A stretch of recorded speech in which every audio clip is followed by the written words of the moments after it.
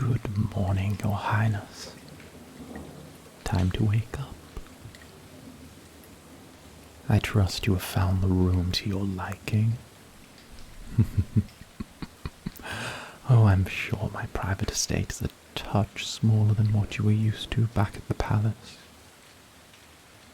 But I have faith that the peasants of Runica will cope just fine in your absence.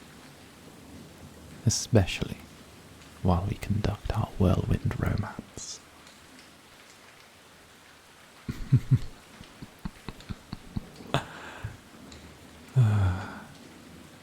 I know. You're probably still getting over the shock of it all. Your nearest and dearest Spymaster, conspiring behind your back.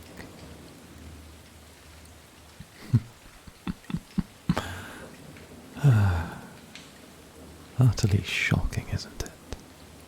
Enough to send a chill through your blood.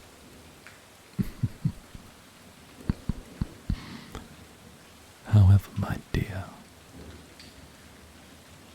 I have reconsidered several factors of my plan. Oh, you remember the one, don't you? Marriage followed by a heartbreaking accident, leaving me, the newly widowed king of Runica, our beautiful kingdom city. Or should I say, my beautiful kingdom city.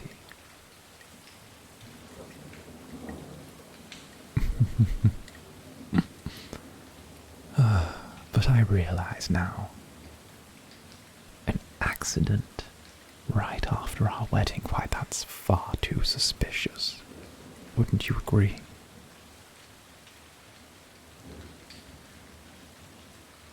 No. You see, I was ruminating with a few friends of mine, and they recommended a sudden, tragic illness. It would be far more fitting.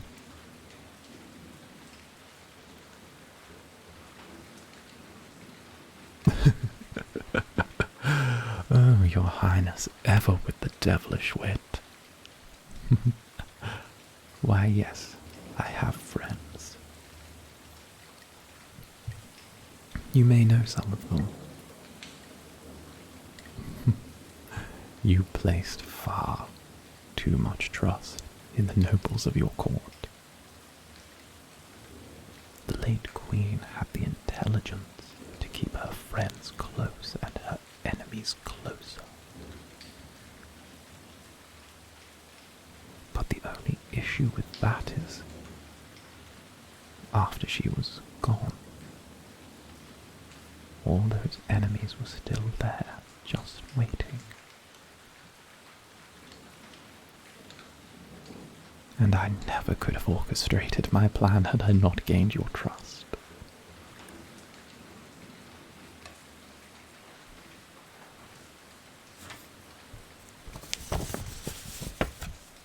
But here,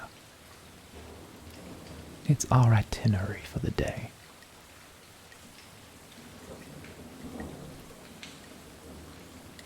You have a very busy day ahead of you. First, we are having our portrait painted together, a pre-wedding portrait of the two of us, the happy couple right before their special day. It will be splendid. Two beautiful creatures such as we. You know, I may auction that painting off in a few years. Make it seem as if it were a charitable endeavour. I'm sure it would fetch a pretty penny. People love relics of tragedy. After that we have the rehearsal for the wedding ceremony. I do not need my beloved acting out during our wedding.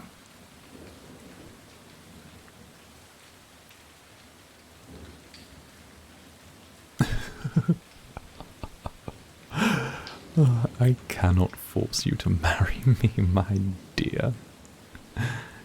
You are very wrong in that regard. You might think I have lost my leverage now we have left the ball, but I have anything but.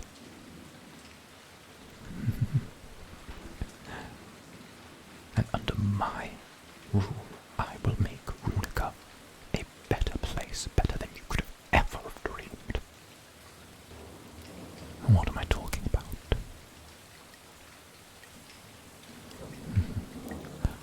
Why, revolution, of course. Not the thing of peasants throwing fire in the streets and torches and pitchforks, no.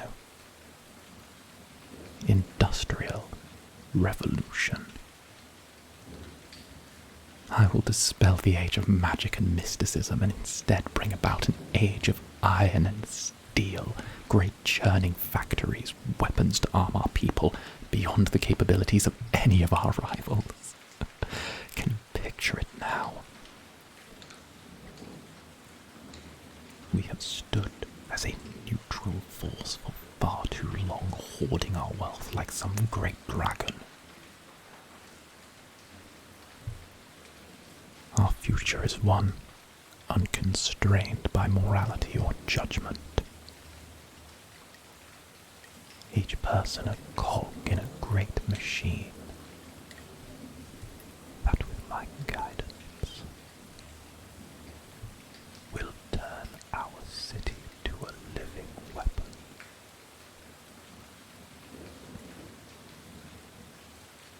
You see, my dear, you were our ruler, but you never learned to think as a ruler does. The great game we all play. Back and forth, back and forth, back and forth.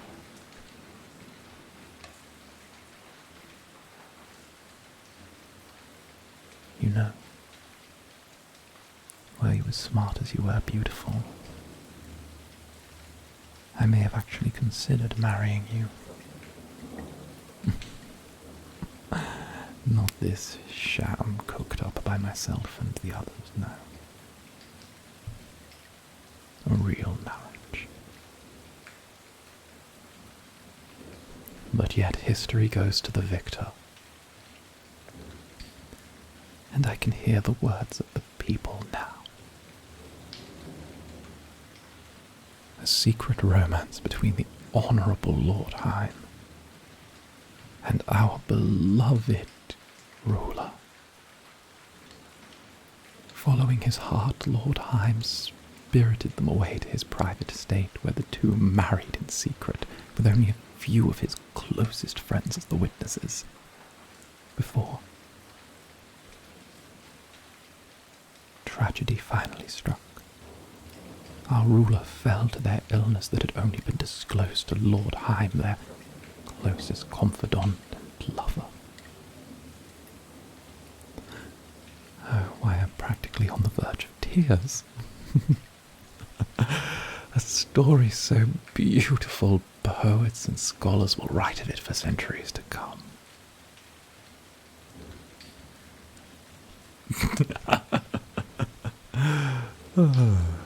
And the wedding will be so beautiful, don't worry about that. Conducted by the Hyme family cleric himself, a dear, dear friend of mine. He's been good enough to agree to overlook any histrionics that you may display during the ceremony. We will conduct the wedding here, on the estate. I've had the servants ready the gazebo next to the lake. It truly is a picture. White ribbons, lilies, candles as far as the eye can see. If we are to marry, there must be no question of the legitimacy from any onlookers.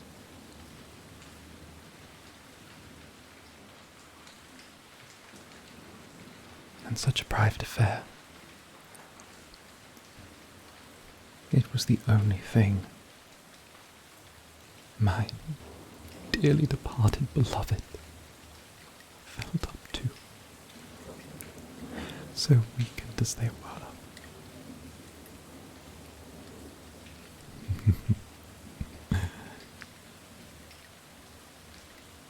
It's going to be a magical evening.